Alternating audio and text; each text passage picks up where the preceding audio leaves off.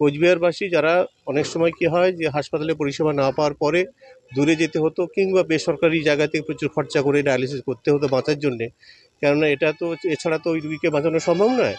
সেই জায়গায় দাঁড়িয়ে মানুষের যে পরিষেবা এবং সুস্থ হওয়ার যে জায়গাটা তৈরি হলো, সেটা কোচবিহারবাসী এবং কোচবিহারের আশেপাশে যে জেলা তারা ভীষণভাবে উপকৃত হবে। এবং আমি আশা করি পিপিপি মডেলে এই যে বিষয়টি চালু হলো মাননীয় মুখ্যমন্ত্রীর সৌজন্যে এবং উদ্যোগে এবং সমস্ত সরকারের স্বাস্থ্য দপ্তরের ব্যবস্থাপনায় এটা সফল হবে এবং আমরা সেটার দিকে নজর রাখবো।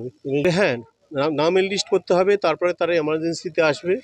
এমার্জেন্সি আমাদের যে মেডিকেল অফিস আছে তার মাধ্যমে আমাদের নার্সিং স্টাফ তাদের মাধ্যমে এনলিস্টেড হবে, তারপরে তারা ইউনিটি যাবে, ডায়ালিসিস পাওয়ার পরে আবার হচ্ছে এমার্জেন্সি থ্রু দিয়ে তারা বাড়ি চলে যাবে।